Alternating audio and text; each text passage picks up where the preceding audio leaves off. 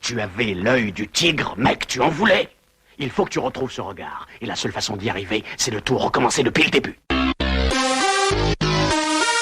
Bienvenue à bord du podcast L'œil carnivore. Vous y trouverez de l'info, Lex Luthor, le bouffon vert, Magneto, enfin tous les connards, c'est eux qui ont fait ça. des critiques constructives, Parce que ça, c'est honteux, ça. C'est de la merde. de l'amour, Moi, je vais tout de même pas me faire enculer sous prétexte que c'est un ami. de l'innommable. C'est pas un endroit pour les enfants. Accrochez vos oreilles. L'équipage vous souhaite une bonne écoute.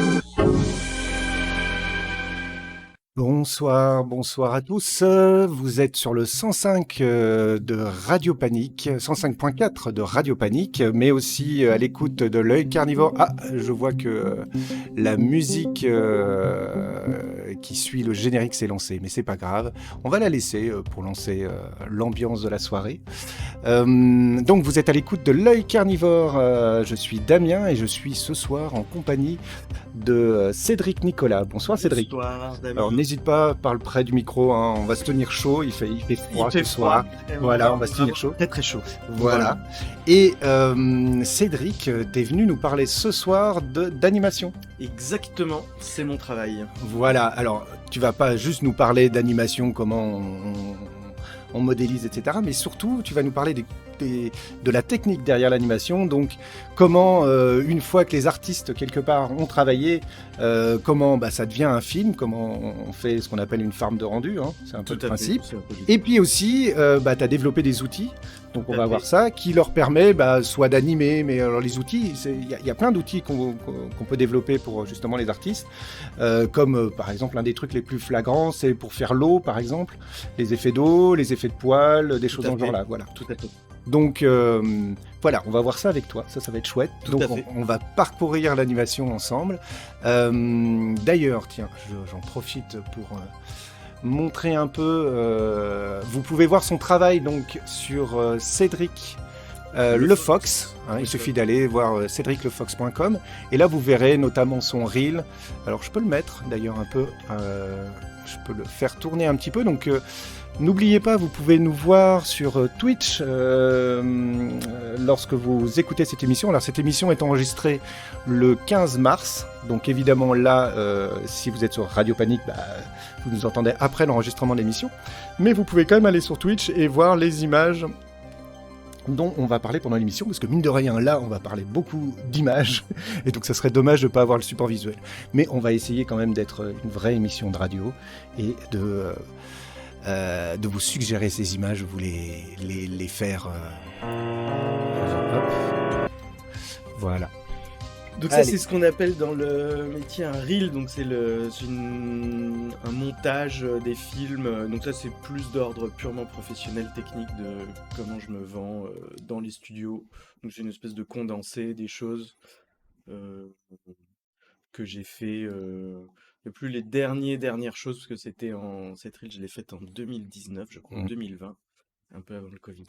Eh ben, tu sais que moi, pendant tout un temps, mon boulot, c'était de faire les reels des réalisateurs. Ah, Et notamment pour je gagner comment on appelle ça, pas les concours, mais lorsqu'il y a des publicités, en fait, les différentes maisons de production présentent les reels et des réalisateurs qu'ils ont envie et les moodboards, etc., pour décrocher le contrat. Et puis, c'est comme ça. Donc voilà, je travaillais. Je vais faire ma prochaine. Pourquoi pas? Non, mais ça pourrait être faudrait, rigolo. Puisque là, ça fait quelques temps.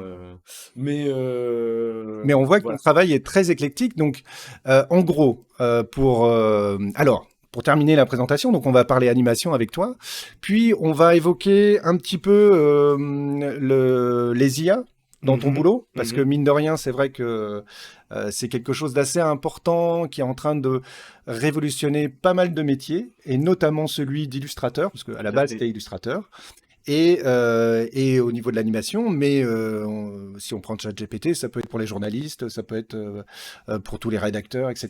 Voilà, c'est quelque chose quand même d'assez important, et on va justement en parler du point de vue de l'illustration. Qu'est-ce que peut apporter les IA et un peu ta vision et comment tu vois ça. Tout à fait, Voilà. avec grand plaisir.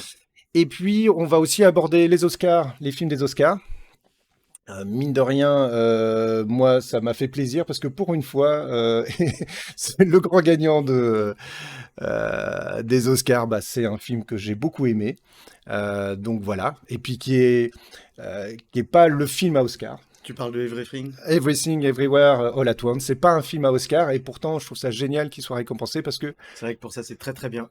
Même si voilà. moi, je suis très critique sur le film. Mais... Ce que je peux comprendre, hein, il y a un peu trop, il est très très gourmand, etc.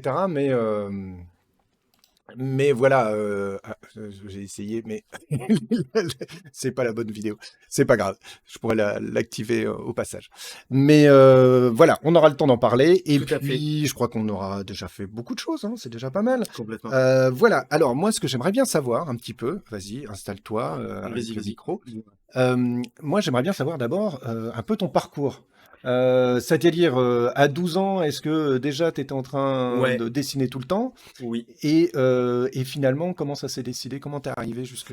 En fait, donc je dessinais beaucoup. Je dirais pas que je dessinais tout le temps, mais je dessinais beaucoup. Mais surtout, j'étais aussi très intéressé, je crois, à comment on fait les choses. Et j'étais aussi passionné de cinéma dès très tôt. Donc, je crois, dès 13-14 ans, je commençais à m'intéresser à comment on faisait des cinémas, comment on faisait des films, comment, voilà, les réalisateurs, etc. Je demandais à mes parents de m'acheter des livres sur les effets spéciaux, des trucs comme ça.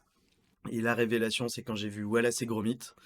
Parce qu'avant, donc moi je suis français, je viens de Strasbourg, donc c'est un peu la campagne, comme ça, c'est pas Paris, voilà, et non, pas du tout d'une famille d'artistes. Et donc en fait, tous les trucs artistiques, c'était un peu pour le dimanche. Alors on comprenait bien que le cinéma, il y avait de l'argent, mais le cinéma, c'était tout de suite quelque chose de très gros, ou peut-être, enfin bon, voilà, dans ma tête de d'adolescent, je me posais pas trop ces questions-là encore à ce moment-là. Mais j'étais, en tout cas, l'animation, il y a eu toujours ce côté un peu magique où une image naît complètement du fruit de l'imagination. Et ça, et en plus, c'est en mouvement. Et donc ça, c'était quelque chose, moi, qui me passionnait. Ça m'appelait, quoi. Et un jour, j'ai vu Wallace et Gromit. Et là, j'ai compris. Parce que c'est le Wallace et Gromit, je me souviens très bien, c'était le premier que j'ai vu, c'était un mauvais pantalon. Je sais pas si tu vois. Ah oui, oui, très bien. D'ailleurs, si vous avez jamais vu les Wallace et Il est Gromit, incroyable. il Il y est a un mauvais incroyable. pantalon et puis il y a celui sur la Lune Tout à fait. Alors je sais plus comment il s'appelle, mais c'est où celui ils où partent chercher du ils fromage sur la c'est Lune. exactement, parce que la Lune est en cheddar. Bah oui, Et en mais fait, tout le monde le sait. je crois, déjà à l'époque, alors surtout déjà j'écrivais des petites histoires et tout, mais je crois que c'est là où en fait ça m'a débloqué un truc dans la tête à tous les niveaux. C'est-à-dire qu'en fait, je me suis dit, bon, en fait, il y a des gens qui ont réussi à faire du film d'animation de manière professionnelle. Je sentais que c'était incroyablement référencé. J'avais déjà vu à l'époque quelques films d'Hitchcock et je commençais à faire des liens, à me dire, ah, mais en fait, ils sont inspirés d'Hitchcock, etc. Donc, c'est des vrais cinéphiles, c'est un vrai travail artistique, etc. Parce Et, que c'est vrai, hein, t'as vraiment là, c'est mais leur complètement mauvais inspiré de. pantalon, Oui, oui, c'est complètement Hitchcock, Mm. avec d'autres choses, mais Oui. tout En à tout cas, partie le suspense. thriller et puis le film, le film noir et blanc, on le voit C'est ça, complètement. ouais, complètement. Et, Le travail de la lumière, etc. et il essayait, c'était pas un film qui essayait d'être pour les enfants. D'ailleurs, voilà ce que je te disais, j'aimerais bien qu'on parle un moment de ça, du cinéma d'animation pour enfants ou pas pour enfants. Et en fait, j'ai compris qu'il y avait des gens qui étaient payés toute la semaine pour faire ça, et donc c'était leur travail. Et tu en t'es fait, dit, pourquoi pas et moi? je veux en être. Je veux en être. Et donc voilà. Et donc à partir de ce moment-là, j'ai tout fait pour. Et puis en plus, ce que ça m'a amené, c'est que je pense qu'à l'époque, je regardais peut-être beaucoup de films français, ou enfin aussi des films américains, mais où il y avait où le film essayait d'être logique. Où il y avait une espèce de construction très comme ça très académique peut-être, enfin c'était pas tous les films, mais je veux dire, tu vois, il y avait quand même dans le courant. Et là, voilà, c'est Gromit, en fait, voilà, on va chercher, en fait, le but des personnages, c'est d'aller chercher du fromage sur la Lune. Et donc, en fait, et ça fait un film génial. Et donc là, je me suis dit, en fait, on peut provoquer des émotions avec beaucoup de choses et aussi des choses pas forcément logiques. Et donc, ça m'a complètement débloqué sur l'écriture et j'ai commencé à écrire beaucoup plus de choses qui me passaient par la tête avec plus de liberté et à les dessiner aussi. J'allais dessiner. Et voilà. Et comment parce que bon ça ok c'est le gamin qui rêve de ça mais au niveau études mine de rien surtout en France où c'est compliqué parce que finalement si t'as pas eu une bonne note en maths tu peux pas rentrer dans telle Ouais. école parce que il y a tellement de gens qui sont je sais Alors, que moi j'ai eu ce problème là au niveau des écoles de cinéma, c'est d'ailleurs pour ça que j'ai atterri en Belgique ouais, parce que j'avais eu 6 en maths. Alors quand t'as 6 en maths tu peux pas faire un BTS audiovisuel, tout à fait. c'est absurde mais c'est comme ça. Écoute, alors j'avais essayé les Gobelins, mais j'étais quand même pas assez bon dessinateur pour faire les Gobelins. De mémoire, Donc j'avais les essayé. Gobelins c'est une des C'est la, grandes ouais, pardon. écoles hein, C'est la plus grosse école de cinéma d'animation après où j'étais prof après. Donc bah oui mais et quand je suis rentré, j'étais finalement il y a une justice. Mais c'est clair. et en fait, qu'est-ce que j'ai fait? Eh ben, j'ai fait des courts-métrages dans ma chambre. En fait, ça a été une période, je crois que je sais pas si je le referai encore complètement comme ça, mais je me suis pris 1 an et demi. Donc j'ai quand même réussi. Bon, l'histoire est un peu longue, je vais essayer de la faire courte, mais je suis rentré. J'ai fait 1 an dans une université d'art plastique. Mais j'ai juste fait 1 an, mais j'ai atterri au niveau d'un master d'1 an. À l'époque, on appelait ça un DESS, un DES. Et qui était vraiment pas terrible en termes de formation. Mais par contre, moi, ça m'a donné du temps pour faire des images. Ça m'a permis, et surtout, ça m'a donné, voilà, à plein temps, je pouvais. Et en fait, entre le moment que je racontais voilà, ces gros mythes et ce moment-là, j'avais trouvé mon médium qui était la 3D. Je savais que je voulais faire de la 3D, que c'était à peu près ce qui me... Je sais pas, je voyais un truc là-dedans qui était complètement fou. Je pense que aussi c'était l'époque où c'était en plein essor. Je pense que j'avais un petit côté geek aussi, j'aimais bien. Et puis il y avait tout ce côté... En fait, il y avait ce Oui, parce côté que mathématique. parce qu'effectivement, d'un côté, tu es illustrateur et c'est le dessin et finalement les histoires, etc., qui t'attirent. Ça, c'est un côté. Mais t'as aussi tout un côté technique, C'est ça. puisque finalement, c'est ta deuxième jambe. Tu t'occupes aussi. Ben non, mais C'est ça. tu t'occupes aussi de toute la partie, on va dire, technique. Alors, je t'ai demandé comment te présenter. T'as dit directeur technique d'animation 3D, en gros, c'est ça. Ouais. Et c'est vrai que moi, Et qui est un illustrateur. peu... Et illustrateur. Non, mais voilà, c'est ta deuxième jambe. Mais là, je crois qu'on a Ah bien ouais, compris voilà, le côté ouais. illustrateur. Ok, ça, on l'a bien saisi. Mais donc la deuxième jambe, ça, c'est venu quoi? C'est parce que oui, il y a le côté geek, geek dans le sens intéressé par un ordinateur, intéressé par. En fait, c'est plus que... c'est vrai qu'à l'époque, je pense que ça vient de l'époque, l'ordinateur te donne un peu l'impression que tu vas pouvoir inventer un monde du début à la fin. Ce qui est, en fait, au final, ce qui est moins vrai peut-être que ce que ça en a l'air. En tout cas, c'est plus compliqué que simplement un truc où tu peux faire à peu près tout ce que tu veux. Mais tu peux quand même faire ce que tu veux, mais disons que c'est le chemin pour y arriver est pas aussi simple. Mais voilà, il y avait quelque chose là-dedans où en fait je voyais, je pense que j'ai toujours eu quelque part un esprit un peu mathématique, une accointance à aller vers, tu vois, des choses assez logiques, etc. Je me souviens d'un moment dans les salles de classe où déjà à l'époque, à un moment je commençais à dessiner des interfaces de choses que j'imaginais. Je me disais, ah mais en fait, pourquoi cet outil il n'existe pas? Tiens, je vais faire une interface. Et en fait, c'est resté bon un brouillon, mais tu vois, je m'amusais déjà à me dire, ah, mais en fait, ça serait génial d'avoir pour un outil pour faire ça, quoi. Il y avait tout ce côté, en fait, où on va fabriquer quelque chose avec bon, du coup, avec ses mains qui vont pianoter sur l'ordinateur, mais c'est quand même, ça sort quand même de la tête. Et alors c'est marrant parce que tu avais ça donc très jeune et maintenant à l'heure actuelle, notamment un de tes faits d'armes, on va dire ça comme ça, c'est notamment un outil pour l'animation Tout à fait. qui Alors, s'appelle Puppet Soul, Puppet l'âme Soul. de la Donc, puppet. Donc en fait, alors je sais pas jusqu'où on peut aller en explication technique. Donc tu me dis si je vais trop loin. non, t'inquiète, je suis là. Et n'hésitez pas hein, dans le chat à poser des questions. Hein. Donc, Allez-y, il est là, il est je suis là. disponible. Vous pouvez, Donc n'hésitez en pas à fait, poser des questions. Puppet Soul, c'est un outil qui fait du rig. Donc en fait, le rig, c'est quoi? C'est donc on veut faire un personnage et quand on veut l'animer en 3D, en sachant que du coup la 3D, on est plus proche en fait des marionnettes. Donc on est plus proche de Wallace et Gromit que de Disney par exemple, puisque en gros on est sur des logiciels qui vont reproduire la vie, on va dire avec des caméras qui ont une focale, etc. Sur lequel on modélise en 3D. Donc en fait, on fait vraiment en volume et tout se passe donc virtuellement. Mais à un moment, il faut faire le pont entre des mèches, donc qui correspondraient à des sculptures qui serait peut-être de la glaise passée au four ou quelque chose comme ça, en tout cas qu'on peut pas bouger, à des choses qui sont un peu plus molles pour reproduire des mouvements organiques comme des humains, des animaux ou n'importe quel objet qui se déforme, on va dire, quoi. Enfin, n'importe quelle entité vivante qui se déforme. Et, euh, et mon outil à la base, en fait, donc qui n'est pas un logiciel à part, qui est en fait un plugin qui vient se mettre sur Maya, le logiciel Autodesk Maya, qui est le standard actuel, même si les choses évoluent, il est en train de faire. C'est encore bien utilisé, Mais Maya. c'est encore beaucoup utilisé, ouais. Alors, Oui, parce que ça, on va en parler on va après en de parler en termes l'évolution d'outils. des différents outils. Alors, Mais c'est vrai que Maya est capable de manger des scènes d'une complexité folle, et là où les autres logiciels encore, malgré toute leur qualité, sont moins capables de manger des scènes d'une grande complexité, quoi. voilà. Donc, en gros, ce que tu as appelé rig, c'est ça, hein Rig, c'est des rigs. Rig. En gros, c'est comme si on mettait un squelette à l'intérieur de ce qu'on a modelé en 3D. C'est ça. Et ça permet après de l'animer, etc. Alors plus le squelette est précis, plus on va avoir d'animations possibles avec ce squelette. Et bien à ce moment-là, on va pouvoir faire des animations de plus en plus C'est ça. réalistes. C'est ça. Alors attention, je sais, je sais que c'est pas forcément le réalisme d'ailleurs qui est cherché en Non, 3D, mais en tout cas, il faut que ça soit on va dire crédible. précis.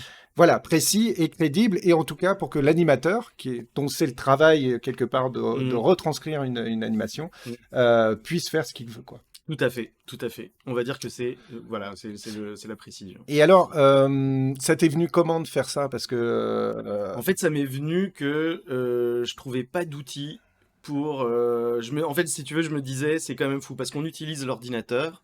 L'un des intérêts d'utiliser l'ordinateur, c'est qu'on peut dupliquer des choses autant de fois qu'on veut.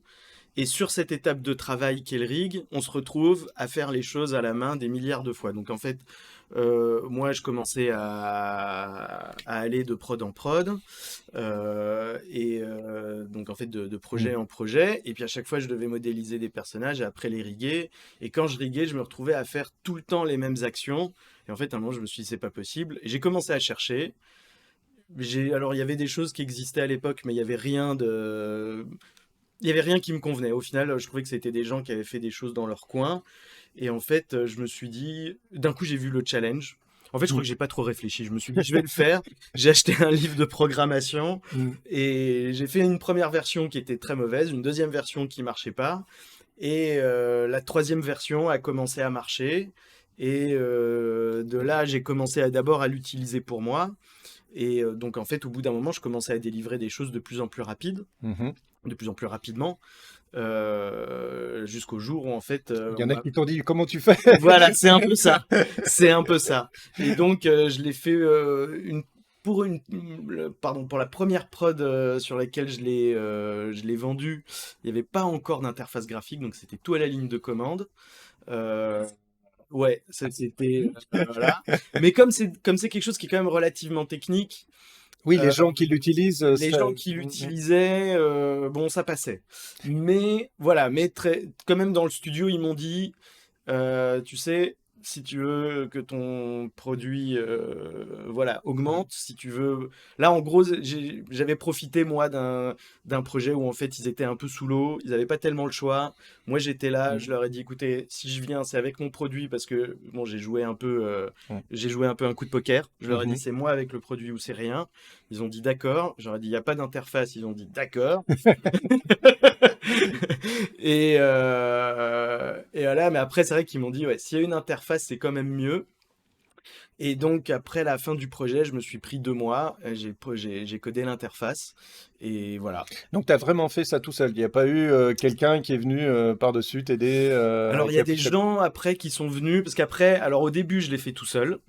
Et après, il y a une personne qui m'a... Alors, il y a quelques personnes qui m'ont donné des coups de main par-ci, par-là, principalement parce que au bout d'un moment, ça a été utilisé sur des prods, notamment beaucoup en Belgique, dans un studio qui s'appelle Walking the Dog.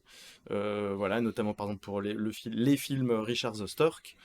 Ils sont des films voilà, où là on peut voir, je sais pas si on voit en même temps. Non, mais je peux mais, mettre mais voilà. pour ceux qui sont en direct avec nous. Et donc c'est les oiseaux qu'on voit par exemple. Donc là il y avait beaucoup de travail, il y avait aussi du travail d'optimisation. Et donc une des personnes que je vais quand même citer, qui a été une des personnes qui m'a le plus aidé, qui a codé notamment tout le module du rig qui permet de gérer le facial, donc le rig facial, qui est un très très bon animateur et codeur aussi. On a un parcours un peu similaire, qui s'appelle Sander Klerks, qui est un Belge flamand, mais qui habite maintenant à Bruxelles. Voilà, donc là, c'est toute la partie, voilà, le rig, c'est les petits squelettes qu'on voit à l'intérieur. Là, c'est le rig facial qui a été fait. Enfin, c'est même tout le rig du corps. Donc, c'est tout ce qui va permettre de donner l'élasticité du mouvement, quoi. Alors, moi, je suis très surpris quand même. Pas que tu aies produit un plugin, parce que ça, à la limite, tout graphiste, ou en tout cas tout utilisateur, pas graphiste, mais tout utilisateur, un peu, notamment des logiciels open source, etc., utilise des plugins. Mais moi, j'ai le souvenir de ce que je lisais, notamment au niveau de Pixar, qui font partie des grosses boîtes d'animation, qu'ils avaient en interne leur propre développeurs, en fait. Et que, voilà, pour l'eau, ou pour l'animation, ou pour etc. Donc, en fait, je suis surpris que quelqu'un, entre guillemets, hein, je prends des grosses guillemets, mais sorti de nulle part, arrive à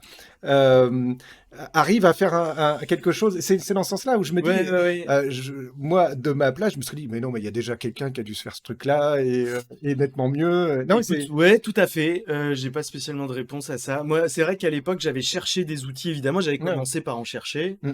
Et ben, en fait, j'en avais trouvé, mais alors, par exemple, un des studios où j'avais travaillé, ils avaient leur outil qui correspondait moi à ce que j'avais fait. Et par exemple, je le trouvais très mauvais. Tu vois, alors sans doute que, en fait, mais je pense qu'il était, par exemple, à l'époque, quand je voyais leur code, je voyais que le code était incroyablement supérieur au mien. Mais au final, en fait, en prod, la grosse différence, c'est que comme toi, c'est ça. c'était 2 jambes, bah, tu as eu l'occasion de faire ce que réellement un animateur chercherait à avoir, en fait. C'est ça, voilà. Et donc, je me suis dit, ah mais en fait, j'avais envie de faire l'outil que moi, j'avais envie d'utiliser pour faire du rig, qui était une chose que je commençais déjà à faire beaucoup. Donc ça, c'est des vidéos que j'ai fait. Là, on voit en ce moment cet écran-là. Alors, on voit en ce moment, mais on est à la radio, faut pas oublier. Donc... Oui, tout à fait. Tout à fait. Donc là, parce que du coup, pour ceux qui sont sur Twitch, là, tu es en train de montrer une vidéo voilà, que j'ai fait pour montrer comment on anime, voilà, comment ça fonctionne. Ça, c'est vraiment genre en mode tutoriel, tu vois, ça dure 40 minutes. Là, je montre comment faire un personnage du début à la fin. Et si tu devais le dire à un néophyte, pourquoi ce plugin est particulier par rapport à un autre, c'est parce qu'il permet de faire tout très vite. D'accord. Voilà, là où je trouve que les autres outils, en tout cas sur Maya, ne font pas tout et beaucoup moins vite. Voilà, et surtout je le trouve fun à utiliser, quoi. Donc voilà, moi je m'amuse beaucoup quand je l'utilise, mais là où voilà, les donc outils ça s'appelle Puppet Soul, et si jamais vous nous écoutez et que vous avez une boîte d'animation, n'hésitez pas à contacter Cédric. Exactement. Voilà. Donc, en fait, concrètement, de ce que je vois, donc tu as développé des plugins, tu fais de l'animation, donc toi-même t'animes aussi, c'est ça, tu dessines. Je sais, parce qu'on en a discuté, que tu as aussi travaillé sur les workflows de production, c'est-à-dire puisque une fois qu'un artiste, quelque part, fait l'animation d'une scène avec ses personnages, etc., il faut faire le rendu, ce qu'on appelle le rendu de ces images-là. Donc, ça veut dire que là, tu as des ordinateurs qui vont travailler pour fournir un certain nombre d'images par seconde. Je ne sais pas si on en reparlera, mais en gros, pour que ça ressemble à un film.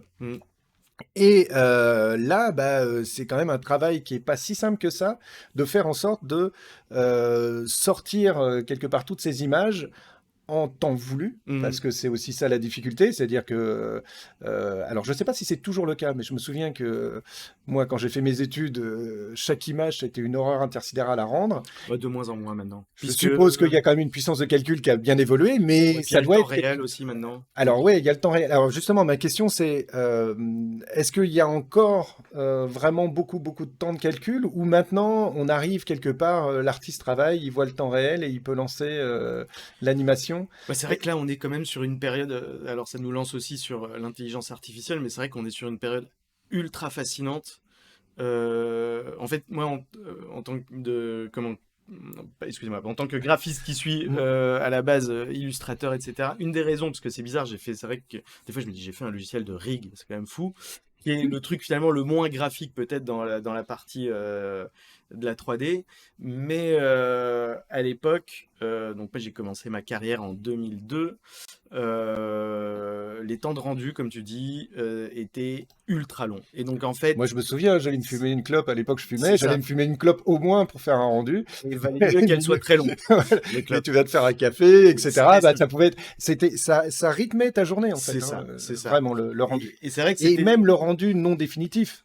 Tout Parce à que fait. généralement, tu faisais un rendu Complètement.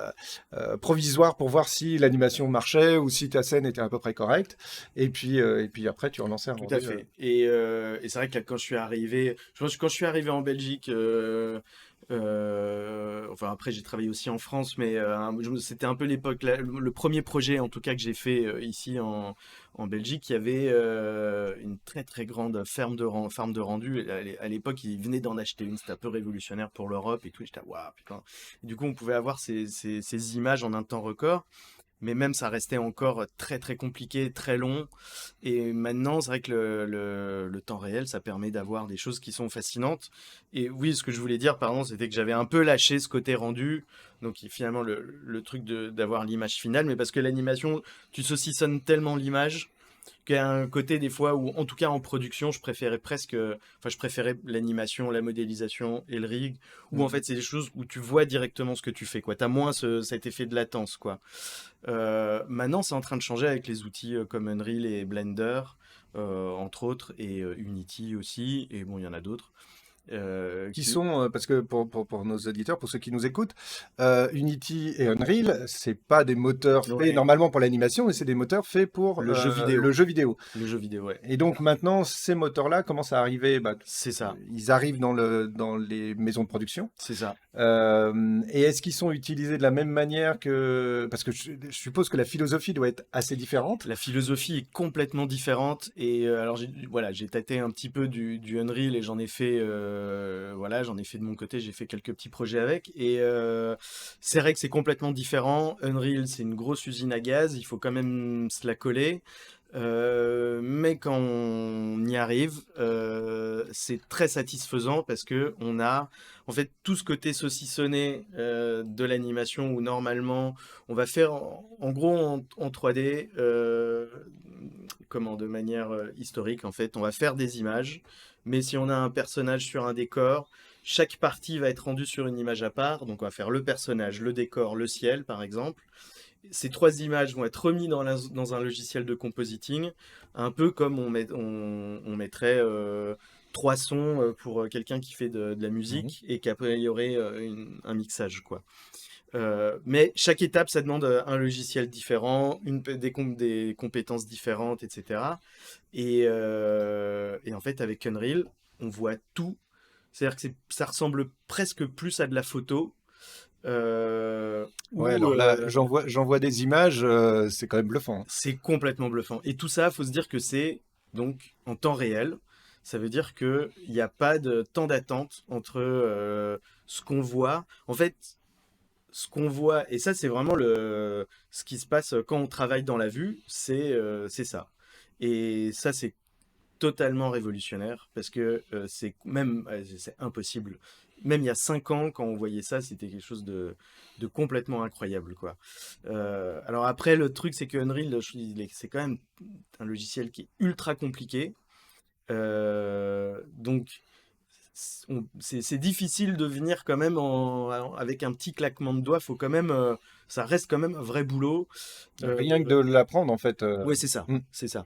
Et il est génial, il est incroyable, mais voilà, c'est vrai que c'est Et- pas un truc qu'on fait le samedi soir. Et parce que d'après ce que tu racontes, tu peux bosser à plusieurs sur la même scène, je suppose quand même. Tu peux complètement bosser à plusieurs sur la même scène. Oui, tout à fait, oui. Oui, Oui, oui, parce que oui, oui. sinon c'est injouable. Ah oui, oui, complètement. Tu peux. Oui, oui, c'est ça. Bah, t'as sur Maya, par exemple, comme c'est un peu la Ouais. référence, tout le monde utilise un peu ces systèmes de noms, mais ça s'appelle des références. C'est-à-dire une personne va travailler sur quelque chose, va le donner, l'autre personne qui va faire la scène va prendre la modélisation de plusieurs personnes, Mhm. mais en travaillant sur les objets temporaires. Et puis à chaque fois qu'une personne fait une étape de travail, Il la renvoie. il la renvoie, et tout ça c'est centralisé.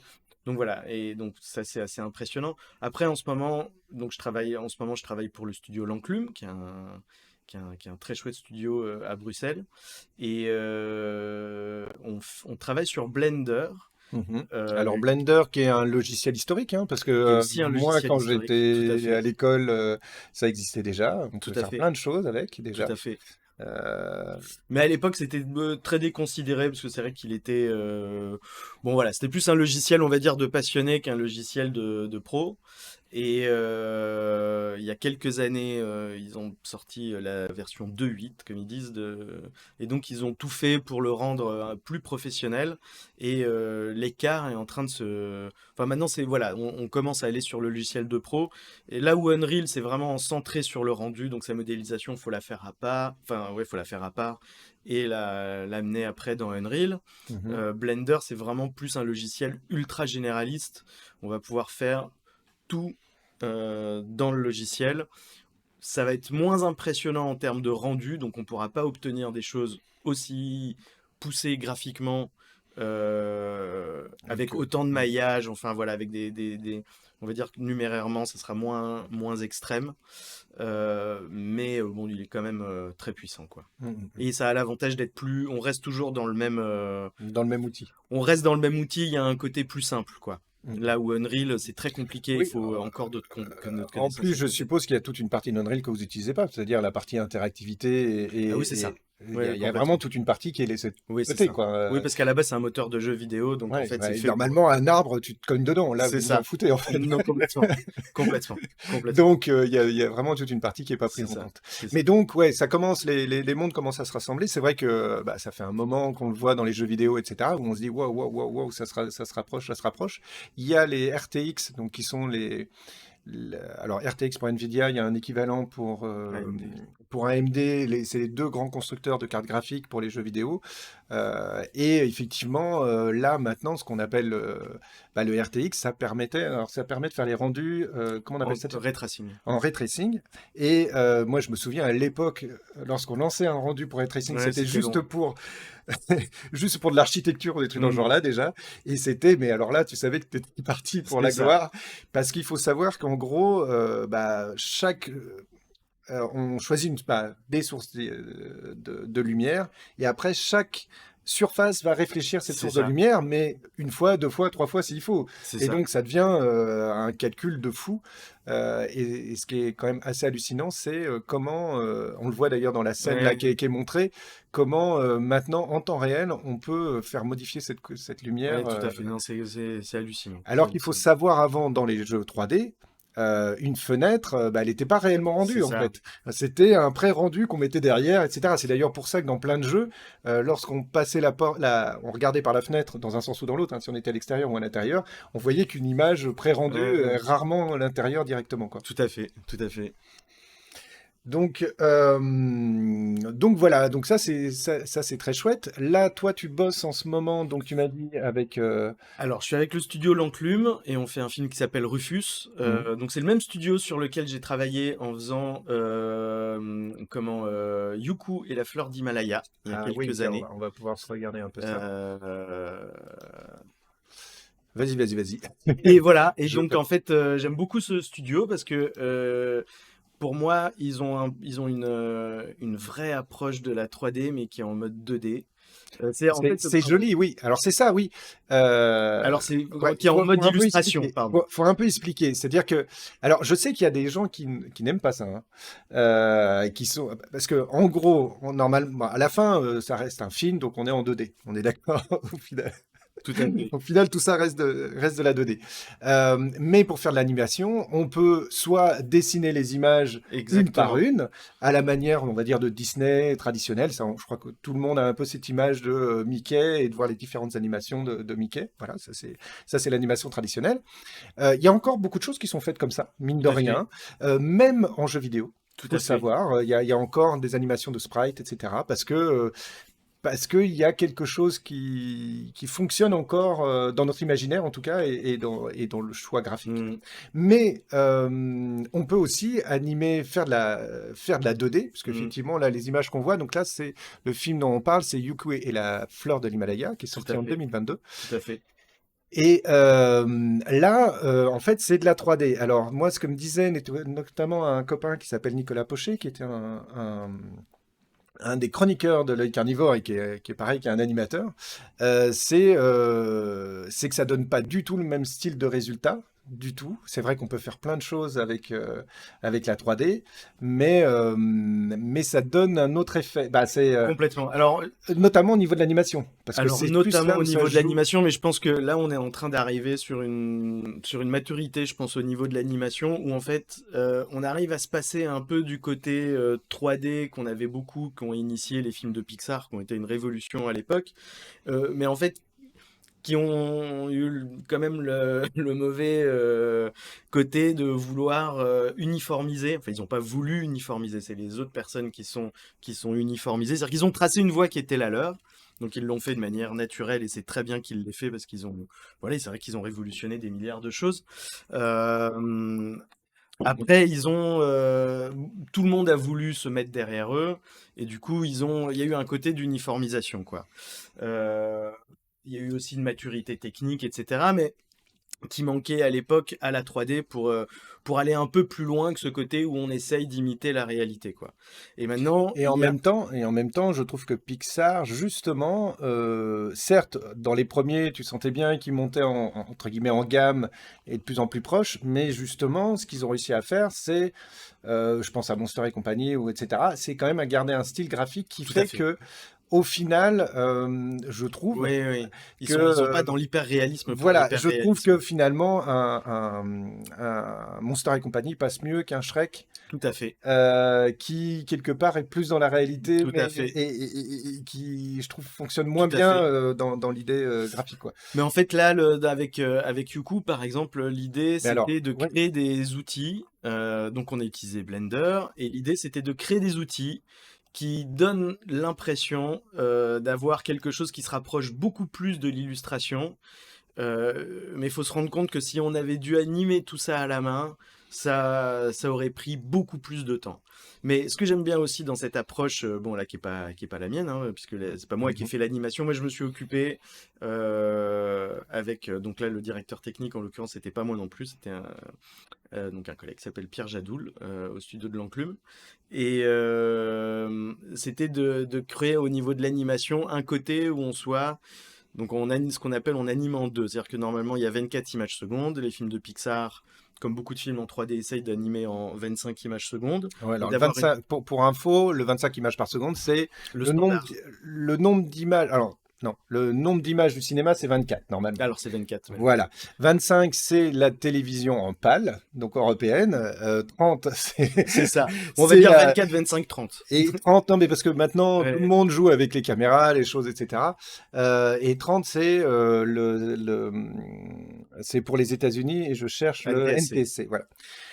Maintenant, avec la AG, etc., et notamment qu'on n'est plus avec des tubes cathodiques, ça s'est un peu harmonisé, et on est plutôt tendance à, pour tout ce qui est vidéo, à passer sur du 30 quasiment, voilà, voire du 60.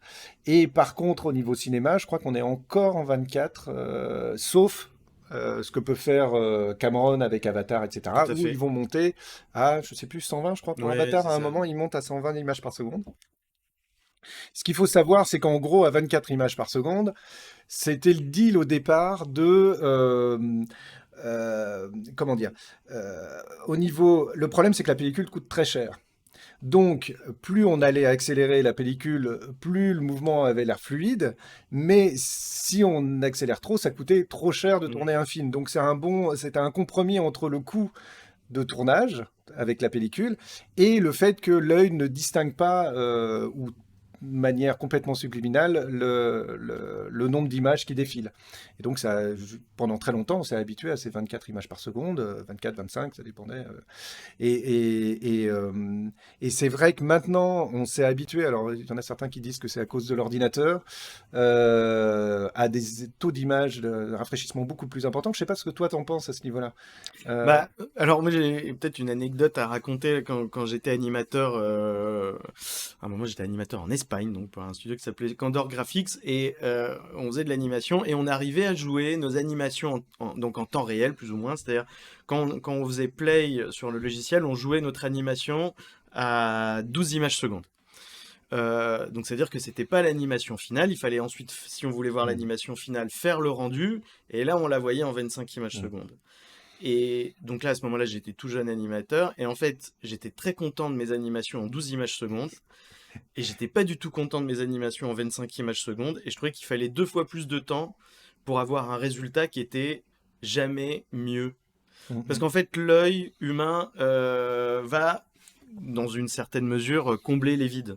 Mais et donc en fait, oui. Une animation à 12 images secondes, on va dire que si on met 2 fenêtres, enfin 2 vidéos avec une animation à 24 images secondes, ou 25 ou 30, et une animation à 12, on va voir effectivement la différence. Si on demande, on dit, ok, il y en a une qui est plus fluide que l'autre. Après, la question, c'est est-ce qu'il y en a une qui est plus intéressante que l'autre? Et en fait, pas forcément. Et donc après, alors par contre, l'animation s'appréhende de manière un peu différente si on sait qu'on anime en 12. Donc on anime ce qu'on appelle en 2, parce qu'on anime une frame sur 2.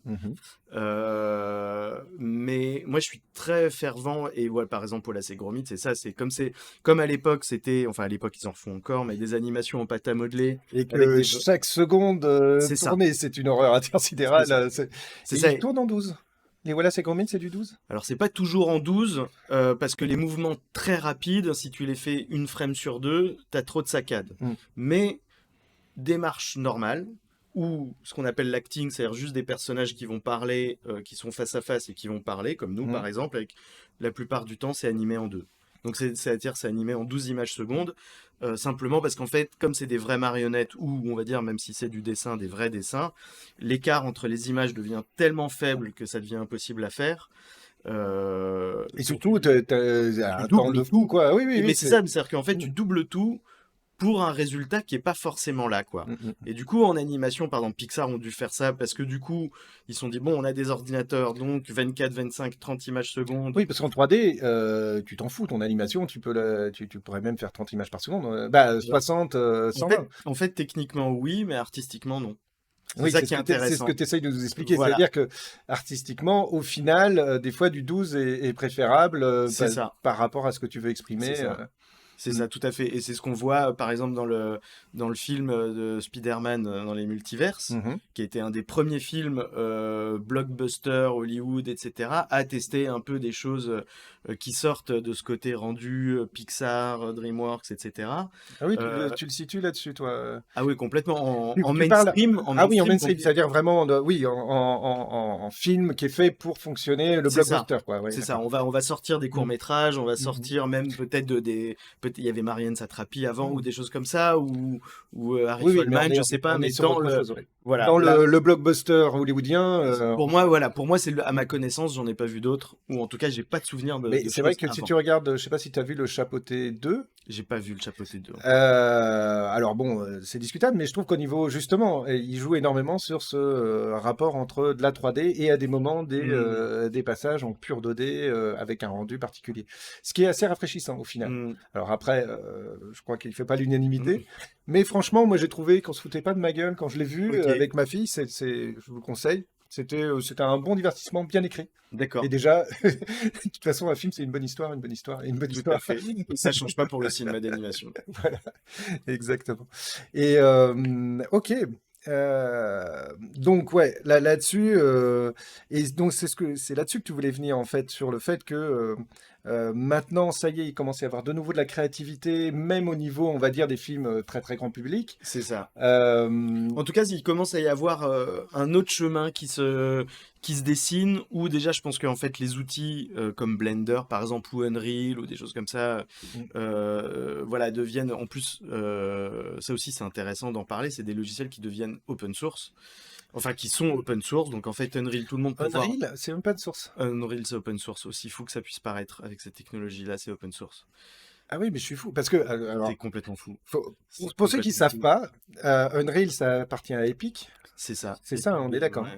Ouais, Epic, qui est une des boîtes de jeux qui a le plus d'argent. c'est ça. Parce que franchement, ils en balancent plein par la fenêtre. Mais alors, ils y vont, mais alors. Et effectivement, une de leurs sources de revenus, c'est C'est le moteur du jeu vidéo, mais c'est le moteur du jeu. Mais donc, si c'est open source, qu'est-ce qu'ils vendent? Parce que je sais que normalement, un développeur qui utilise l'Unreal Alors, il paye une licence quand même. alors Ou une pas licence, vraiment. pas une Alors licence, c'est là où mais c'est un très truc malin, sur la vente, c'est non? qu'en fait, tout le monde peut utiliser Unreal. Mhm. En fait, on doit leur verser un pourcentage des royalties qu'on a gagné avec le produit fait avec Unreal, si celui-ci dépasse un certain montant, qui est quand même un montant, j'ai plus le chiffre exact en tête, mais on est dans l'ordre des Du centaines de million, millions, ouais, alors centaines de peut-être pas du millions, ouais. million, mais des centaines de En millions gros, d'euros de en gros, bénéfices. t'as commencé à gagner de l'argent, quoi. T'as commencé à vraiment bien gagner de l'argent, et ils le disent sur leur site, c'est que pour tout ce qui est film et industrie du film, c'est gratuit et ça le restera. Donc ça, c'est complètement fou. C'est-à-dire que Ah oui, d'accord. donc, et ça, c'est complètement malade parce que et Blender aussi, en sachant que et donc c'est vrai que c'est assez intéressant parce que il commence à y avoir, voilà, on commence à dessiner en fait d'autres moyens de gagner de l'argent, bon, pour rémunérer les gens évidemment et aussi pour rémunérer les projets.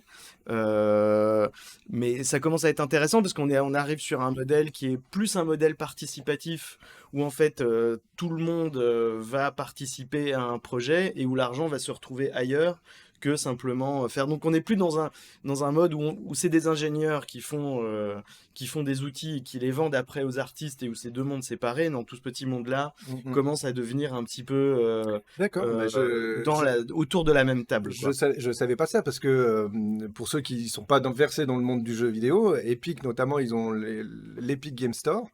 Alors, franchement, je vais pas rentrer dans des débats de jeux vidéo, c'est pas le problème. Mais En plus, je suis n'hésitez pas pas. jeu vidéo moi-même. Non, mais moi je suis Oui, joueur. oui. Mais n'hésitez pas, si vous êtes joueur, ou en tout cas un joueur occasionnel, et que vous avez un PC sur lequel faire tourner les jeux PC, alors téléchargez l'Epic Game Store, et à peu près une fois par semaine, je crois, qu'ils offrent un jeu gratuit. Ouais. Et franchement, il y a des petites pépites au milieu Mhm. de ça. Donc moi j'en ai plein, ça m'a permis de tester plein de jeux que j'aurais pas forcément Mhm. achetés, et ça m'a permis vraiment de découvrir des jeux vraiment chouettes. Donc n'hésitez pas parce que ça vous permet aussi de découvrir finalement le travail d'artistes, etc. Et effectivement c'est Epic qui achète les jeux et les met Mhm. gratuitement sur sur son store.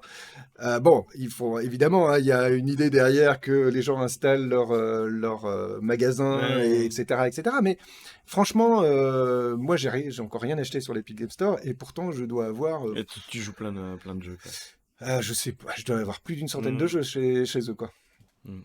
Et franchement, il y a des choses qui sont vraiment très chouettes. Donc, Il y en a, et maintenant, il y en voilà. a. Ouais, c'est vrai que tu commences à avoir des jeux très poétiques. La The Journey, comment il s'appelle le jeu du studio allemand avec la fille qui est en dépression et que tu dois aider tu sais pas, Ah, il y en a plusieurs Bref, comme ça. pardon. Ouais, ouais. Non, mais Genre oui, des oui, jeux après. très très beaux en mode The Journey. Tu vois, les jeux un peu indie. Ah bah il y en a plein. J'en ai fait un dernièrement d'ailleurs qui s'appelle Norco en let's play sur la chaîne. Vous pouvez regarder. Ah, N'hésitez Gris, pas. Gris, il s'appelle le Gris. Gris. Comme gris en espagnol, quoi. Gris. Gris. Je crois que ça Ok. s'appelle comme ça. Bref, Bah, je regarderai. Là, ça me dit rien comme ça, mais très très beau. très très beau. Bah, de toute façon, ouais, il y a des choses magnifiques qui se font. N'hésitez pas à poser des questions hein, si vous en avez. Voilà. On peut avancer. Je ne sais pas si tu as quelque chose à ajouter, mais sinon on peut avancer sur l'IA. Tout à fait. Parce que, on va dire depuis 6 mois à peu près. C'est plus vieux que ça, on est d'accord. Hein. Les IA, on les a déjà vus apparaître un peu à droite à gauche, on a déjà vu des choses, etc. Mais on va dire depuis 6 mois, il commence à y avoir vraiment une montée en puissance de ces différentes IA, que ça soit dans la création d'images, mais aussi ChatGPT. Tu me disais d'ailleurs que tu avais testé dernièrement ChatGPT pour faire des plugins, je crois. Tout à fait. Donc C'est c'est là, incroyable. ça commence à devenir. C'est bluffant. Surtout, ce qui est bluffant, c'est qu'on parle à ChatGPT comme à un humain. Donc, en fait, on a un assistant. Donc, c'est plus du truc où on va faire des bouts de copier-coller sur Google. Dis-moi comment faire ça, voilà. Et alors, faut quand même bien orienter ces questions, mais c'est assez bluffant. Oui, parce que moi je l'ai testé. Je suppose que parmi les gens qui nous écoutent, ils ont un peu testé, que ça soit ChatGPT, que ça soit DALL-E, que ça soit Midjourney, et il y en a plein d'autres. Ils les ont un peu testés, etc. Mais tu te rends vite compte que ils te donnent des résultats bizarres. Mais ils te donnent des résultats bizarres ou pas. D'ailleurs, ChatGPT, des fois, il peut être bluffant en discussion. Mais tu te rends compte, si tu regardes un peu à droite à gauche comment l'utiliser, que si tu sais poser les bonnes questions et comment l'orienter, comment quelque part mettre des presets à la discussion que tu vas avoir avec lui, il peut te sortir des trucs de fou. ChatGPT est capable d'écrire un bouquin entier, en fait. Et avec des chapitres, des machins, etc.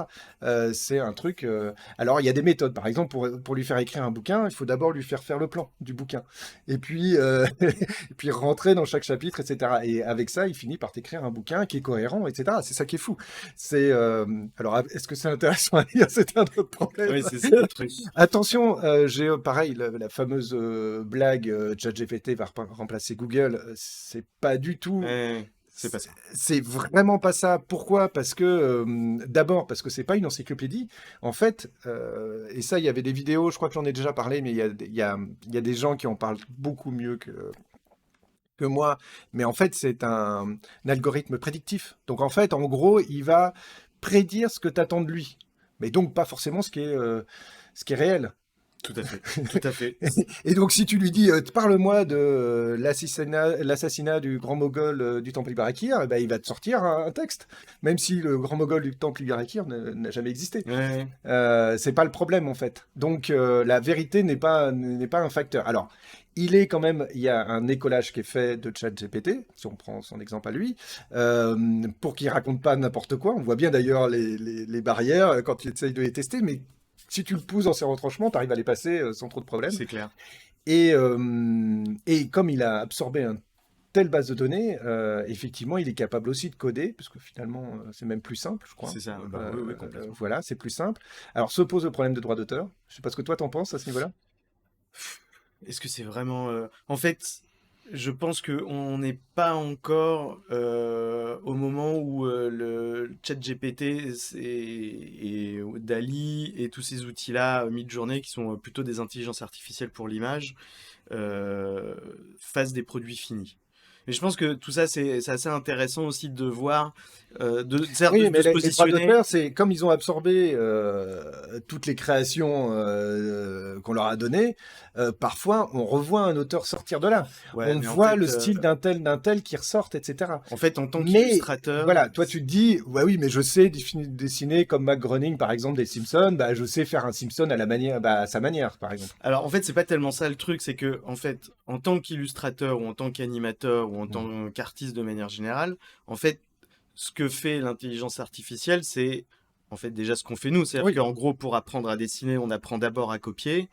Donc en fait, j'ai passé mon temps quand j'étais enfant à copier des bandes dessinées et les dessins que j'ai vus à gauche à droite. Et en fait, c'est ce que je continue à faire. Donc en fait, quand je m'achète des bandes dessinées et que je les trouve ou des illustrés ou n'importe quoi et que je les trouve incroyables parce que graphiquement ça m'inspire, d'une manière ou d'une autre, consciemment ou inconsciemment, je vais retrouver ces couleurs-là, tu vois, je vais retrouver des influences. Et je pense que tout le monde fonctionne comme ça, tout artiste, quoi. C'est la fameuse phrase de Picasso, que l'artiste, c'est un voleur malin. Enfin, je sais plus quelle était exactement sa phrase, mais c'était... Voilà, qu'en gros, le vol... Il avait un truc où il disait, non, le plagiat est répréhensible. Le vol, non. Que c'est pas la même chose, en fait. Tu vois, qu'entre plagier et voler, c'est pas la même chose. Et en fait... Et si tu regardes, on fait tout ça. Donc, je pense que... Moi, j'ai l'impression que par rapport... Parce qu'en gros, ce qui est intéressant aussi de savoir, c'est que ChatGPT et tous les modèles d'intelligence artificielle ne font pas de copier-coller. Ils font de la composition. Ce qui est en fait complètement différent. Ce qui est en fait de s'inspirer d'autres choses. Après, je trouve que moi, je trouve que la vraie question, au-delà du droit d'auteur, c'est plus en fait la question de la main, de la sueur humaine, en fait, pour le dire de manière poétique. Tu vois, parce qu'en fait, on se dit, en gros, on va dire surtout, pour les gens qui dessinent pas, c'est impressionnant de voir quelqu'un dessiner parce que derrière il y a une technicité comme n'importe quelle technicité comme un musicien, on se dit waouh, il fait super bien de la guitare. Et c'est juste qu'il a bûché sur sa guitare pour des plombes. Ouais. Et bon, pour les illustrateurs, c'est pareil, ou pour n'importe quelle compétence. À partir du moment où en fait on est capable avec un prompt, c'est en gros la question qu'on va lui dire, donc dessine-moi, je sais pas, un pingouin, voilà, qui fait du surf ou j'en sais rien, et qu'on a une image cohérente, est-ce qu'on est encore un illustrateur? Là la question, mais en même temps, en fait c'est une question qui est hyper vieille et que je trouve hyper intéressante, c'est-à-dire et qui a été beaucoup posée dans l'art contemporain, par exemple, qui est de dire mais finalement, est-ce que le fait de passer du temps pour savoir dessiner des choses de manière réaliste, est-ce que c'est pas plus de l'artisanat? Est-ce que le vrai art, c'est pas plutôt celui qui sait quoi dire, et celui qui sait comment le dire, c'est pas plutôt l'artisan? Intéressant comme question, effectivement. Effectivement, donc ça permet effectivement l'urinoir ou des choses dans ce genre-là. Exactement. Voilà. Qui n'a pas créé lui-même, mais simplement qu'il l'a mis en situation. C'est exactement, en fait, est-ce qu'avec ChatGPT, tout ça, on se retrouve pas un peu sur du ready-made avec exactement les mêmes questions philosophiques? En fait, je pense qu'on va... Alors, il y avait aussi parce que au-delà de l'artiste, qui est effectivement, moi je suis d'accord avec toi, hein, ce qui est intéressant c'est le point de vue de l'artiste. Au-delà de ça, il y a quand même des gens qui gagnent leur vie en fournissant des illustrations. Je prends un cas que je connais bien, le jeu de rôle par exemple. Quand un éditeur veut sortir un jeu de rôle, bah, il y a besoin de mettre des illustrations et donc par la force des choses, il y a un illustrateur qui bosse pour fournir les illustrations. Franchement, avec ChatGPT, avoir les illustrations entre guillemets random, tu vois, ok, tu choisis, etc. Mais franchement, ce qu'arrive à faire, pas ChatGPT, Midjourney ou DALL-E, franchement, c'est largement suffisant. D'ailleurs, moi, le dernier interview que j'ai fait de Steve Fabry, qui avait sorti le jeu de rôle The Night Stalker, son illustrateur habituel n'était pas disponible. Non. Si, et donc pour le... Mais non. Mais si, pour le supplément qu'il avait fait pour sa campagne, il l'a fait via l'IA. Si. Ouais. Mais je pense que en fait, et donc là, il y a un problème de. Non, mais il y a effectivement une disparition d'un certain type de métier qui n'est pas forcément le plus intéressant. On est bien d'accord. C'est-à-dire là, on se retrouve avec du tiré à la page parce que typiquement le jeu de rôle, bah il y a pas un bal. C'est aussi pour ça qu'il le fait. Hein. Tu gagnes pas d'argent en faisant des scénarios, des machins, des trucs. Il y a vraiment pas d'argent là-dedans à gagner, à part si tu fais du ADD et encore. Mais sinon, il n'y a pas d'argent. Donc c'est vrai que dans ce système-là, bon, à la limite, c'est pas très très grave. Mais je pense à plein d'illustrateurs. Je dis même un photographe. C'est marrant parce que je pensais à la photo, justement, j'attendais que... Même un photographe, tu prends, tu fais je sais pas, un bouquin sur les plantes de jardin, j'en sais rien, comment planter, etc. Bon, bah, tu demandes à Midjourney de te faire un plan de tomate, un plan de poireau, un plan de machin, tac, tac, tac, et puis voilà, et t'as pas payé. Les photos, c'est vrai qu'ils sont rarement intéressantes en tant que telles et qui font chier sans doute même les photographes, mais qui les aident à vivre. C'est comme ça que les professionnels de l'audiovisuel gagnent leur vie avec la pub pour pouvoir faire les courts-métrages gratuitement. Après, est-ce qu'il n'y a pas... Moi, c'est marrant parce que justement, en parlant photo, moi, il y a quand même une anecdote qui me vient assez souvent en tête. C'est j'ai vu, il y a très longtemps, un reportage de mémoire, c'était sur Annie Leibovitz, la photographe, voilà, une photographe. Et en fait, à l'époque, voilà, une photographe qui faisait beaucoup de portraits de stars et tout. Et en fait, elle expliquait, donc c'était c'était quand moi, plus ou moins quand je commençais ma carrière. Et à l'époque, il n'y avait pas vraiment de photos digitales. C'était pas encore, parce que c'était pas assez poussé, etc. Ça commençait vaguement, mais voilà, c'était pas...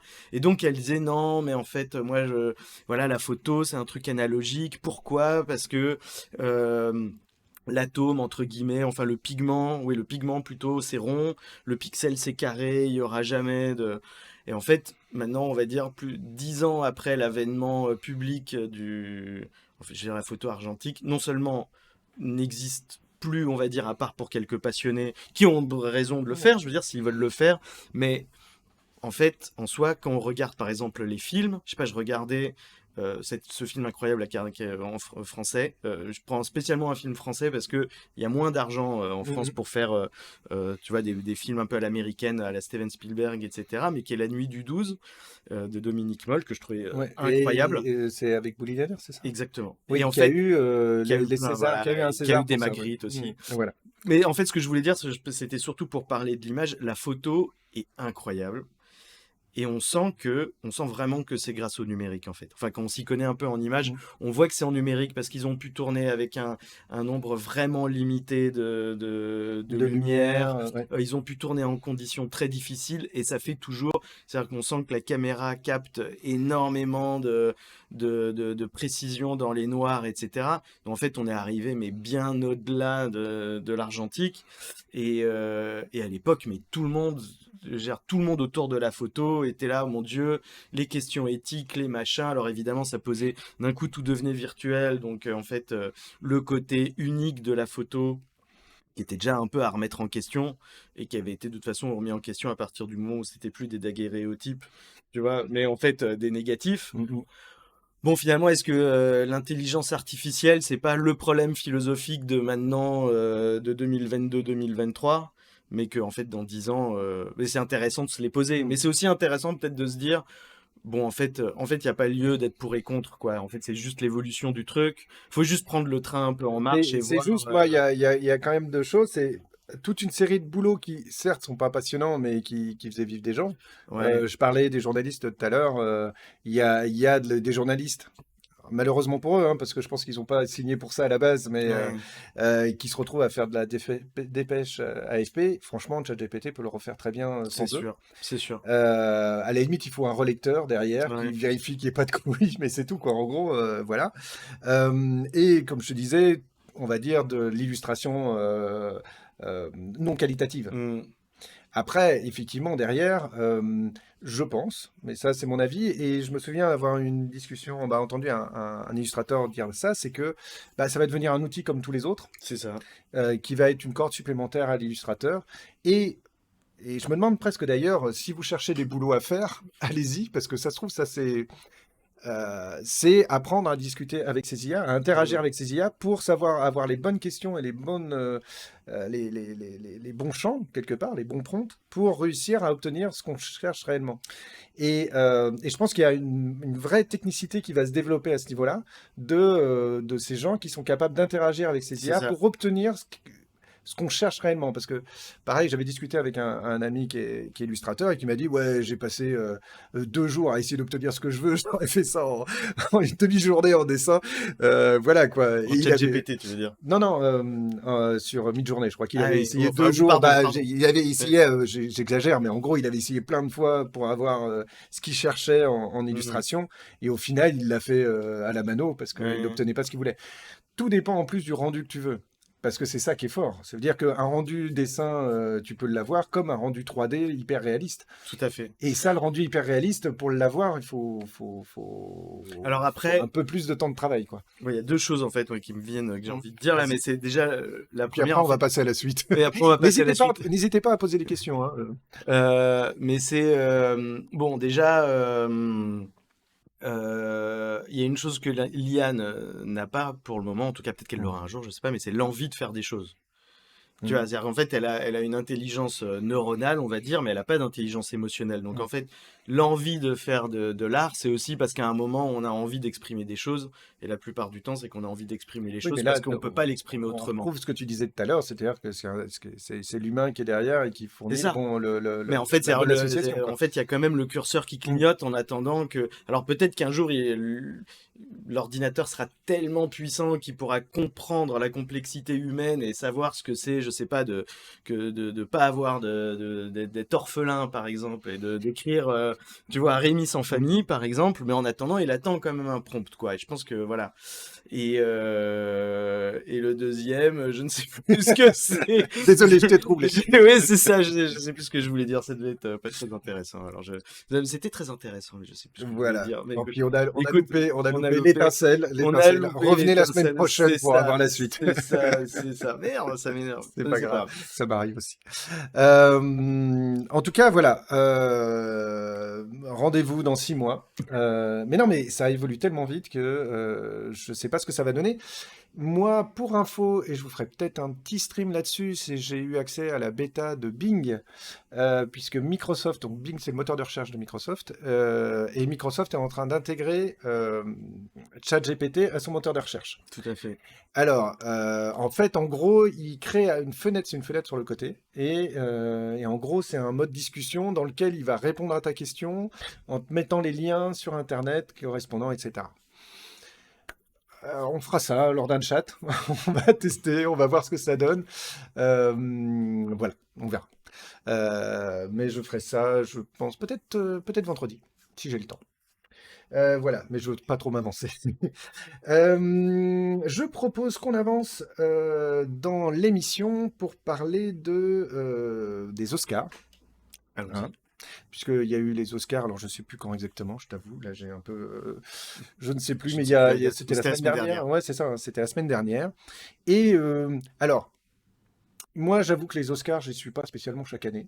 Parce que voilà, c'est une espèce de grande messe dans laquelle, en fait, je me souviens, il y a de ça très longtemps, il y avait Shakespeare in Love qui avait reçu le prix du meilleur film aux Oscars, et moi, je l'avais détesté. Ah ouais. Mais je l'avais vraiment, mais je me souviens, j'étais déjà avec Andrea à l'époque, et on s'était fait chier, mais un truc, et on s'était dit, mais comment c'est possible? Et je crois que depuis les Oscars, je n'avais plus aucun respect pour les Oscars, vraiment. Donc, bon, voilà, peu importe, et c'est vrai que c'était pas la grand-messe que je suivais, etc. Même si, bah, voilà, c'est quand même normalement un gage de qualité. Et là, surprise, aux Oscars arrive un film que j'ai beaucoup aimé, que j'ai vu cet été. Alors, pourquoi j'ai beaucoup aimé? Donc, le film en question, c'est Everything, Everywhere, All at Once. Je vous en ai déjà parlé dans l'émission. Petit rappel rapide. C'est un film qui est coécrit et co-réalisé par Daniel Kwan et Daniel Schenner. Les Daniels, qu'on avait vu notamment avec Swiss Army Men, un film sympa mais raté, bah un peu raté. Non mais c'est vrai, moi j'avais bien aimé le principe, c'était rigolo, mais bon, tu sentais bien que vers la fin, il savait plus trop où aller, comment, pourquoi. Mais il y avait une espèce d'énergie déjà qui était chouette, quoi. Et en tout cas, une originalité. Un peu comme Quentin Dupieux, quoi, qui essaye des trucs en dehors du scope habituel, quoi. Tout à fait. Et déjà, c'est rafraîchissant, franchement, voilà. Alors... c'est un film quand même avec Michelle Yeoh et Jamie Lee Curtis et d'autres, mais quand même. Alors, il a eu le meilleur film, il a eu 7 statuettes en gros, hein. Le meilleur film, la meilleure réalisation, le meilleur scénario original, Michelle Yeoh en tant que meilleure actrice, Ke-Huy Quan et Jamie Lee Curtis en tant que meilleur second rôle. Alors, qui est Huy Quan, je suis nul là, je suis sûr que je prononce très très mal. C'est celui qu'on connaissait dans... alors, c'était 2001 dans le Indiana Jones 2. Okay. Et qui jouait aussi dans les Goonies. Ah oui. Et après, il avait disparu. Complètement. Et donc là, il le retrouve et hop, il chope un Oscar, bravo. C'est bien. C'est vrai. Il y en a qui ont la science de la concentration. Franchement, moi, c'est un film que... alors... Oui, pour moi, il est même trop riche. Je veux dire, t'es là à la fin, au secours. Il est trop riche, mais surtout, il y a plein d'imagination. Pour une fois, il y a de l'audace. Pour une fois, on essaye des trucs. Pour une fois, c'est pas le film avec un débordement d'argent, mais justement, l'argent est mis dans les bonnes scènes, au bon endroit, etc. C'est un film assez intelligent. C'est un film qui, même si c'est de l'action, de la SF, etc., bah, ne perd pas le fait que, au final, bah, qu'est-ce qu'on a envie? C'est des histoires d'humains. Et il le perd pas, parce qu'au milieu de ça, tu as quand même cette histoire d'humains. Moi, je trouve que même l'histoire d'amour entre Jamie Lee Curtis et Michelle Yeoh fonctionne. Mais t'y crois, c'est ça le pire. Alors que tu finis par y croire, tu J'y ai vois. pas cru. Bah, voilà. Mais non, mais, alors, je dirais pas que t'y crois. En tout cas, elle te touche. Non plus. Non, bah, d'accord. Ok. Mais c'est très voilà. personnel. Voilà, c'était personnel. Mais franchement, moi, je trouve que voilà, j'étais content qu'un film comme ça soit récompensé aux Oscars. Mais ça, je suis d'accord. Parce que à l'heure actuelle, on nous sert tellement de la soupe, soit de la licence, soit de l'adaptation, etc. Et du scénario original, on en a de moins en moins. On a de moins en moins du scénario de la création de réalisateurs, oui. Et je sais ce que je voulais dire tout à l'heure, mais ça rejoint ce que tu dis là. Voilà. Donc, Bon, mais moi, je me suis déjà exprimé sur ce film. Vas-y, toi. Alors, vas-y. écoute, déjà, peut-être que comme ça, je pourrais dire ce que faire le pont avec l'IA, et en même temps, ça répond un peu à la question. C'est que donc pour revenir 30 secondes sur l'IA, quand elle prend des images, en fait, est-ce que, voilà, c'est un peu une question que je pose, est-ce qu'il n'y a pas un risque que ça fasse une espèce de soupe, puisque finalement, ça prend des images via, par exemple, Pinterest, et que la plupart, en tout cas, la dernière fois que j'ai scrollé pendant très longtemps sur Midjourney, qui est l'intelligence artificielle pour faire des images, à chaque fois qu'on demande de faire des femmes, c'est les mêmes portraits de filles hyper belles, avec des visages hyper symétriques. Oui, il y a un stéréotype. Il y a un stéréotype, notamment de la femme, par exemple, qui commence à être... voilà, et donc c'est vrai que pour revenir, donc je la fais très courte, mais pour revenir là-dessus, c'est vrai qu'il y a un truc qui est génial, c'est que... oui, il y a une représentation de la femme qui est pas du tout stéréotypée, une représentation de la famille qui est pas du tout stéréotypée non plus. Ils essayent énormément de choses, et ça, j'aurais toujours beaucoup plus de tendresse pour les gens qui essayent des choses, même si j'y adhère pas. Alors je dis pas que j'y adhère pas, parce qu'en fait même j'adore leur message. Non, faut pas spoiler. Soit Bon, d'accord. Mais même leur message est génial, je trouve. Le fait de faire everything, everywhere, all at once, mais que en fait ça devient vraiment le cœur du truc. Et que, voilà, bon, sans spoiler, je vais arrêter ma phrase. Ça a beaucoup plus de cohérence que le Marvel sur le multiverse à l'heure actuelle, quoi. Complètement. Ça a beaucoup plus exactement, qui n'a absolument aucune cohérence.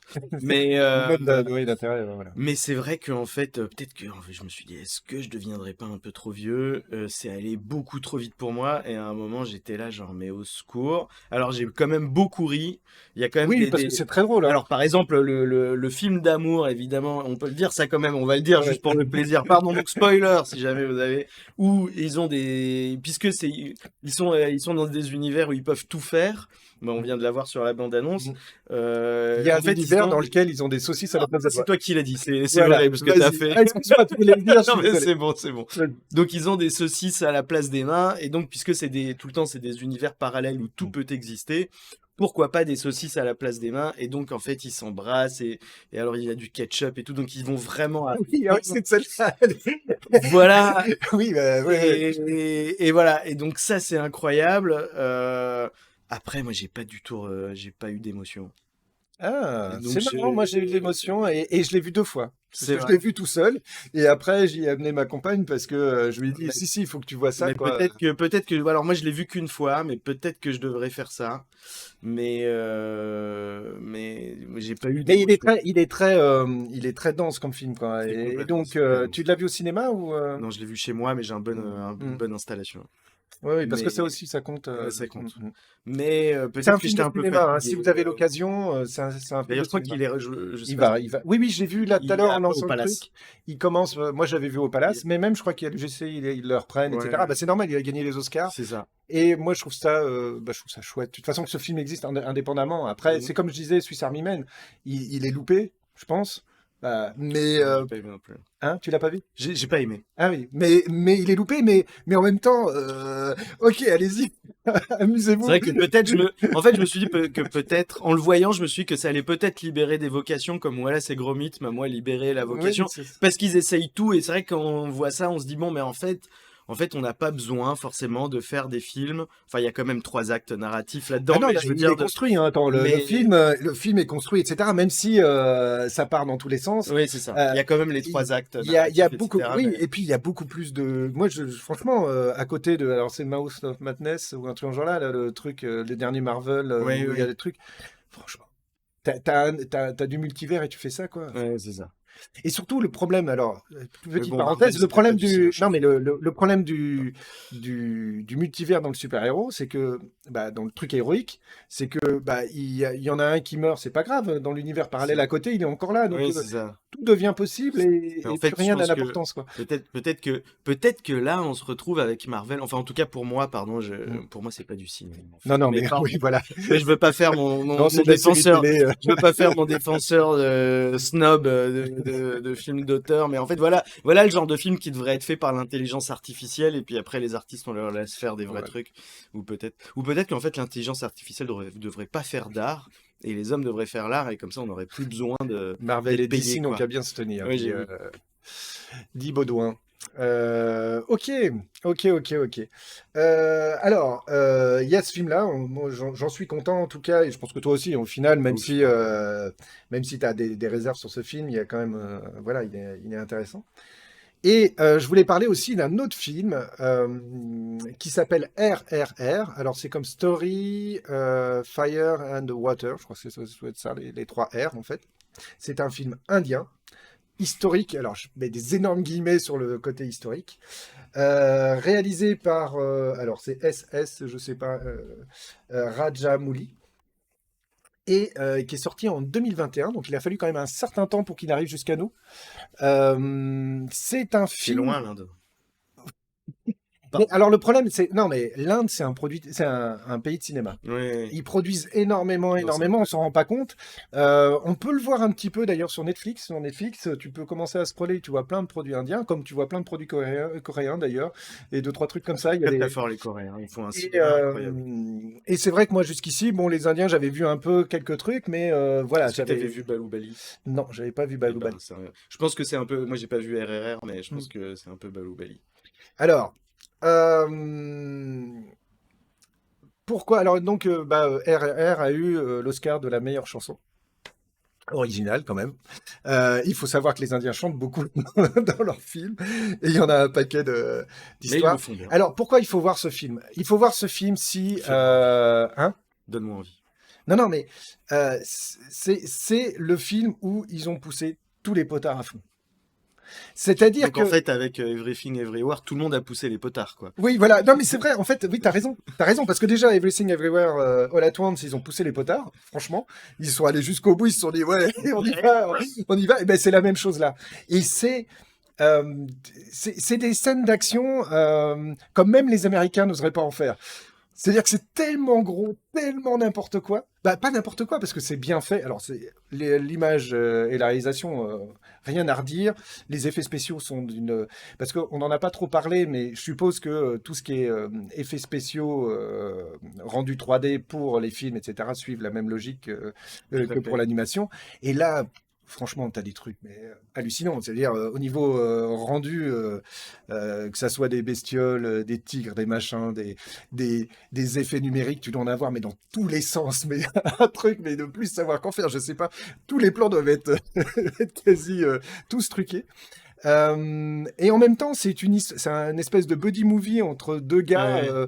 mais très premier degré. Aussi naïf que peuvent être les Américains, tu vois. Que je cite comme exemple vraiment les films d'action américains, mais vraiment quand le truc est vraiment premier degré, et au final, eh ben, il vaut mieux que ça soit premier degré. Tu vois, où vraiment, bah ouais, c'est une amitié virile entre deux hommes, et ça marche, ils se tiennent par la main et tout, ils font du cheval ensemble et tout, et ça va. Non, c'est un film où les scènes d'action sont incroyables, où... Il dure combien de temps? alors, il dure, je crois, plus de 3 heures, je crois. Ouais, bah, ça Comme va pas, il y a- à l'indienne, quoi. à l'indienne, avec des scènes, à chaque fois tu te dis, ouais, bon, ils vont pas faire plus que ça, et en fait, en ils fait, arrivent ils à en faire font. plus que ça. Pour donner, parce que c'est une des toutes premières scènes, c'est c'est une foule qui est autour d'un commissariat. Cette foule est en train de pousser, en fait, tous les grillages qui sont autour du commissariat. Et donc là, tu as les Anglais qui sont à l'intérieur du commissariat qui balisent à fond parce que tu as vraiment cette foule qui veut libérer un prisonnier, quoi. Et dans la cour de ce commissariat, tu as un certain nombre d'officiers de police qui sont là. Et à un moment, il y a un manifestant qui envoie une pierre et qui touche le portrait du roi d'Angleterre. Donc là, crime lèse-majesté. Et donc l'officier anglais dit qu'on me ramène cet homme. Mais il faut se rendre compte que c'est une foule en colère qui est en train de secouer les trucs, etc. Donc, genre, une foule à l'indienne, tu vois, c'est vraiment, c'est le genre, le truc qui va pas, quoi. Même pas en rêve, tu vois. De toute façon, n'importe qui ne peut pas aller chercher. Et là, t'as un personnage qui était vraiment comme les militaires, comme un droit comme un i, qui pose sa casquette, qui se prend une sorte de une sorte de batte et qui va aller chercher le gars au milieu de la foule, quoi. Et c'est du n'importe quoi et ça marche, quoi. Donc voilà. Parce qu'il commence à balancer la batte. Non, il faut voir le truc. Ok, d'accord. C'est pas juste paf paf paf. Il faut voir la scène. C'est du c'est même pas, voilà. Et chaque scène est de plus en plus étonnante par rapport à ça. Donc, il est actuellement sur Netflix. Donc, demandez le code à un copain et regardez-le. Vous avez de la chance d'ailleurs en Belgique, parce qu'en France, il n'est pas disponible pour l'instant. Et on ne sait pas. Peut-être qu'il va ressortir au cinéma, vu qu'il a eu un Oscar. Peut-être. Voilà. C'est pareil, c'est un film de cinéma. Hein, vous regardez-le dans de bonnes conditions, parce que l'image est magnifique aussi. Okay. Vraiment. Donc, ça vaut le coup. Ok, voilà. Ok. Eh ben, je crois qu'on a un peu fait le tour. Hein. Ben, écoute. Qu'est-ce que t'en penses? Écoute, très bien. C'est ton émission. Non, mais voilà, je crois qu'on a un peu tout fait. On a parlé de l'IA, on a parlé de... Ah, si, dernière chose. Le BIFF, t'y vas cette année? Je vais y aller. Voilà. Moins que les autres années. J'avoue que c'est un festival que j'adore. Pour moi, c'est vraiment... Donc le BIFF, c'est le festival de films fantastiques de Bruxelles. Mais là, cette année, je crois que j'ai plutôt avoir envie de faire mes illustrations, je crois. Donc je vais quand même y aller, mais moins en mode... Puis j'ai pas mal Oui, tu vas regarder 2-3 séances à te faire. Je vais regarder 2-3 séances. Et puis là, je suis moins cette année peut-être en mode... Je sais pas, j'ai plus envie de... J'ai pas envie de dire de vrai cinéma, mais... Non. Je trouve que ça pose quand même plein de questions, en fait, ce BIFF, notamment que j'avais pas vu peut-être l'année dernière, quand on s'est rencontrés. Parce qu'il y avait quand même des bons films avec, comment il s'appelait, Vesper, tu vois, qui était... Alors que j'ai pas vu celui-là. Qui était quand même un bon film, mais qui était très lent et très contemplatif, qui était un premier film, donc... si je me souviens bien. Donc en fait, il y avait quand même... C'est vrai qu'il y avait un peu, je sais pas si on peut dire des erreurs, mais il y avait un peu des films de jeunesse. On sentait que des erreurs de jeunesse, ouais. Des erreurs de jeunesse. Alors j'aurais sans doute pas fait mieux, mais c'est toujours plus facile d'être... critique, c'est toujours simple. Dans son fauteuil, c'est 10 fois plus simple. Mais le pauvre film s'est fait tuer en deux. Ah ouais? Ouais, parce que en fait, parce qu'il est très lent, donc c'est très contemplatif, et donc en fait les gens sont un peu lâchés. Et dans la salle, ils étaient plutôt là pour se marrer. Et c'est le principe du BIFF aussi. Voilà. C'est le principe du BIFF. Mais voilà. Et mais toi, par exemple, je peux dire peut-être. Il faut pas aller voir des bons films au BIFF. Hein. Ouais, c'est ça. Tu peux voir des intermédiaires, mais effectivement, un bon film risque. C'est compliqué. Par exemple, je peux dire un film que j'ai adoré, là, que j'ai vu, le dernier film que j'ai vu, que j'ai trouvé incroyable, qui est la conspiration du Caire. Oui, tu m'en as parlé. Salem, un truc comme ça. Il est au cinéma pour l'instant? Il était au cinéma il y a pas longtemps. Sinon, on peut le voir sur la plateforme Sooner, que j'ai trouvé incroyable, un film incroyable, qui pour moi qui est si on doit, parce que c'est un film de 2022, mais si on doit faire du 2022, je pense que c'est pas loin d'être le film de l'année. Et là, je sais pas, j'ai plus Même devant Everything, Everywhere.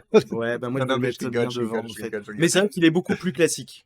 Tu vois, dans ça ressemble. Mais moi, moi, j'en aurais pris pendant 4 heures. Et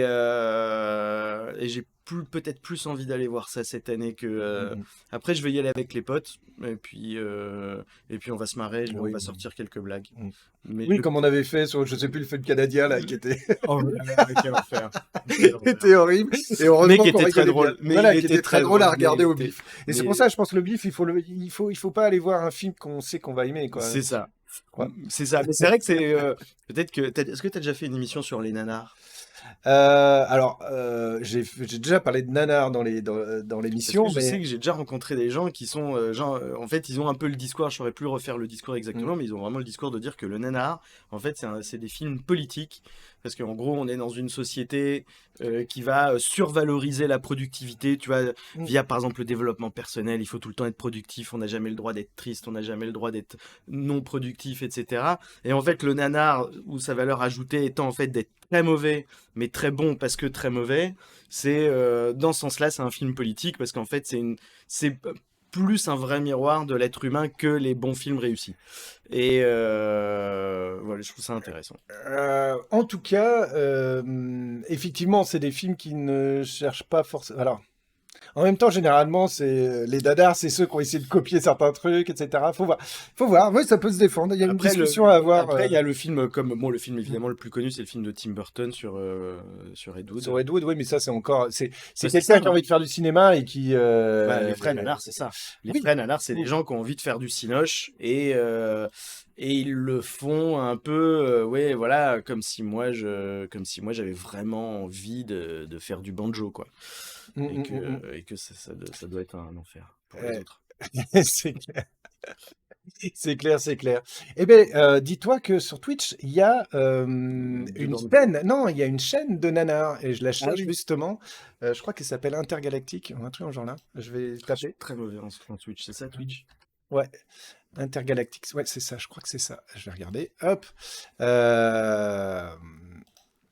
Hop. Et c'est du Cinébis, Ciné Nanar. Je vais vous donner le lien. Et d'ailleurs, il y a le cinéma, mais il y a Offscreen aussi. Oui, il y a Oskin qui est très intéressant aussi dans le genre. Je vais vous mettre le lien dans le chat. C'est très chouette. C'est des Lyonnais qui font ça. Et alors, ils font des émissions. Voilà. Et puis, bah, c'est en ce moment là. Ouais, ça c'est en ce moment. Ils font une émission, mais c'est Brad Pitt, ça. Alors, je sais pas. Après, là, ils font à 20h la programmation. Je sais pas. Là, ils font un festival parce qu'ils organisent un festival aussi. Donc, je suppose qu'il y a tout le truc. Là, ils doivent être au moment d'une émission. Mais ils émettent 24 heures sur 24. Et là-dessus, je suis déjà tombé sur des danards, mais qui valent le détour. Ah, donc c'est. Et vraiment, ça vaut le Donc, coup. qu'on voit, c'est un vrai film là. Alors, je sais pas. Bon, Ouais, voilà. Faut regarder. Écoute. Mais c'est possible. C'est possible que ça soit un vrai D'accord. film. Incroyable. Donc voilà, n'hésitez pas à aller voir Intergalactique. Là, pour l'instant, il y a 265 personnes qui sont en train de regarder Brad Pitt dans un film que j'ai jamais vu. Il est tout jeune, hein. Voilà. Il est tout jeune. Il est tout jeune, ouais. Ça doit être un de ses premiers films. Bah voilà, donc le bif, c'est du 11 avril au 23 avril. Ça se concrétise. Là, il commence à sortir toute la programmation et tout. Nous, on sera sans doute au bif pour une émission en direct de là-bas le 22 avril. Mhm. On va voir ça le samedi, normalement vers 16h, quelque chose comme ça. Ah non, mais non, on sera même en direct total vers la radio, normalement. Donc de 19 à 20h. Voilà. Ah non, je dis une bêtise. Faites-moi une bêtise, c'est le 15, l'émission de l'œil carnivore. Donc c'est peut-être le 15 qu'on sera en direct. Et sinon, on fait une grosse émission à la fin du festival qui sera en direct sur Twitch, mais d'ici pas sur l'antenne. Non, en direct du bif. Ouais. Ouais, bah ouais, avec plaisir. Le samedi, là, tu viens à la fraîche parler des films que tu as vus, il n'y a pas de souci. Super. Voilà, on sera normalement assez nombreux, ça va être sympa si j'arrive à réparer ma table de mixage. Ce que j'espère pour toi. Ouais, j'espère aussi. Voilà. Que dire de plus? Bah, merci de nous avoir suivis. Est-ce qu'on fait un raid sur la chaîne Intergalactique? Allez. Hein, je sais pas, on va voir. Alors, je ne sais plus comment on fait les raids, moi, je t'avoue. Donc, je peux pas le commander à partir de là. Donc, il faut que je pense commande. que c'est qu'un raid. Alors, un raid, bah, c'est quand tu amènes tes téléspectateurs T'es spectateur. Là, pour l'instant, 4, peut-être un peu plus caché, mais 4. Bah... Mais vous avez été nombreux, mine de rien, à passer. Je pense qu'il y a du monde qui est passé pendant toute l'émission. C'est vrai. Merci à vous de nous avoir suivis, d'ailleurs. Hein. N'hésitez pas à poser des questions. J'ai pas fait la sortie de l'émission pour l'antenne. Donc...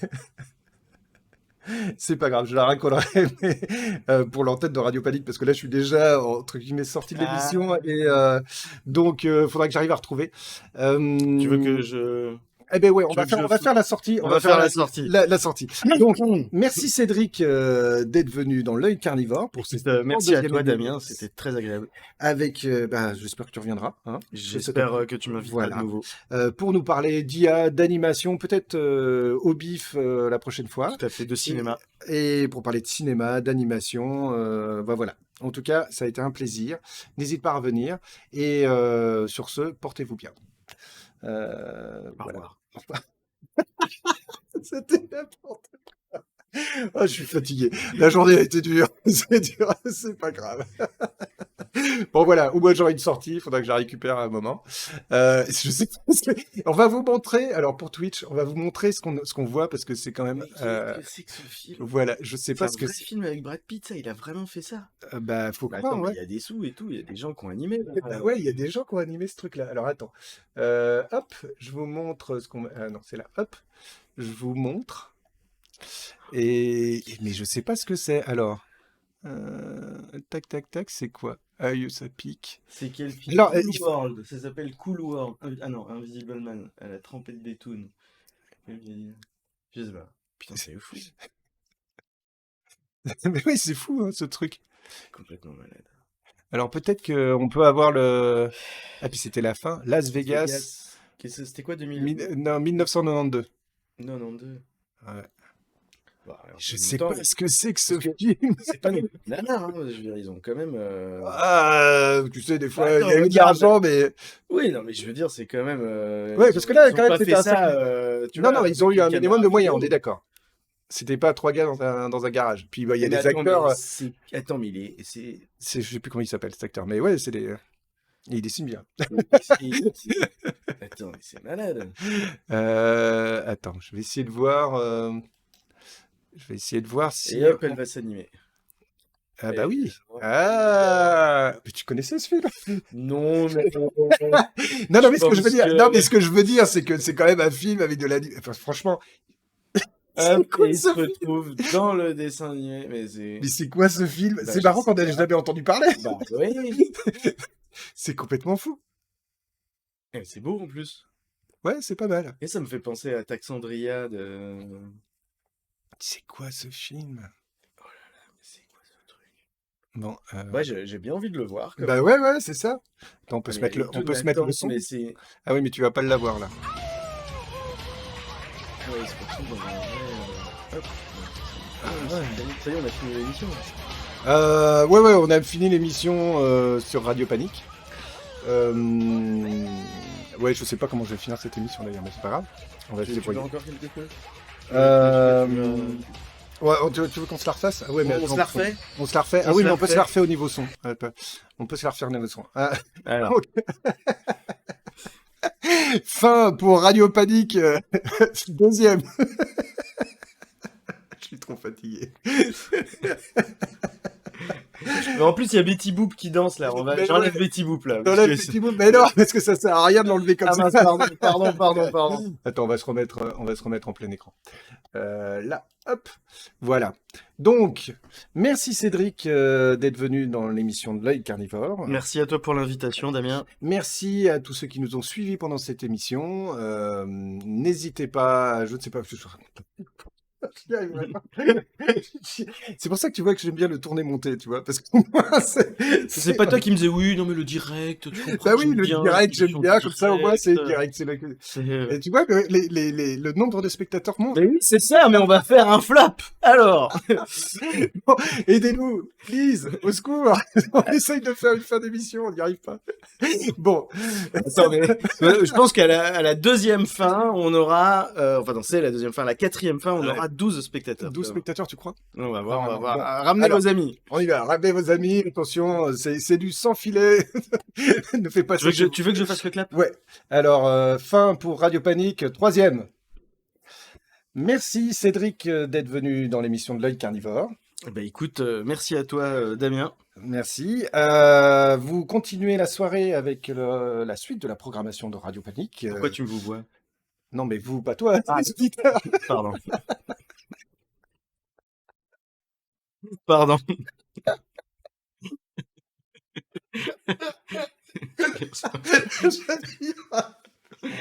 Ça va être horrible.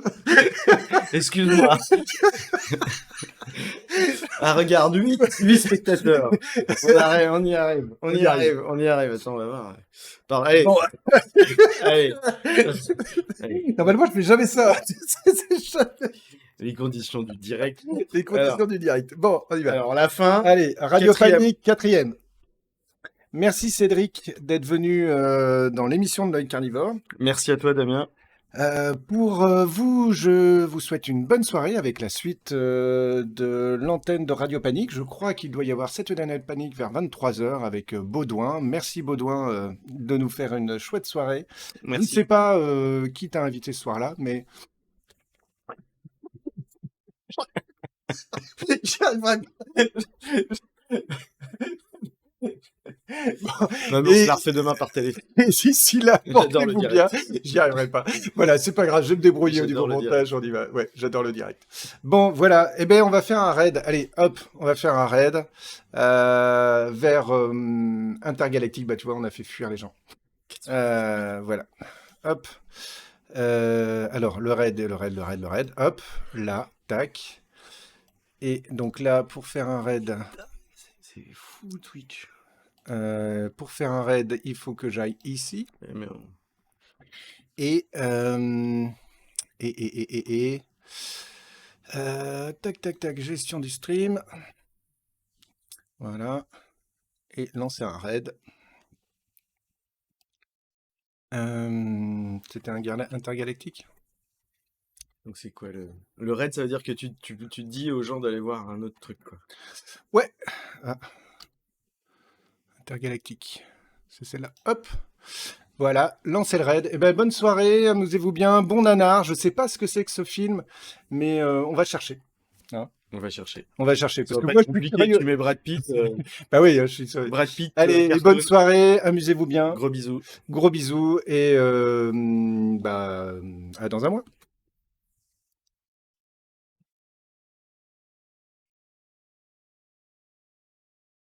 Ouais, c'est pas en direct, là.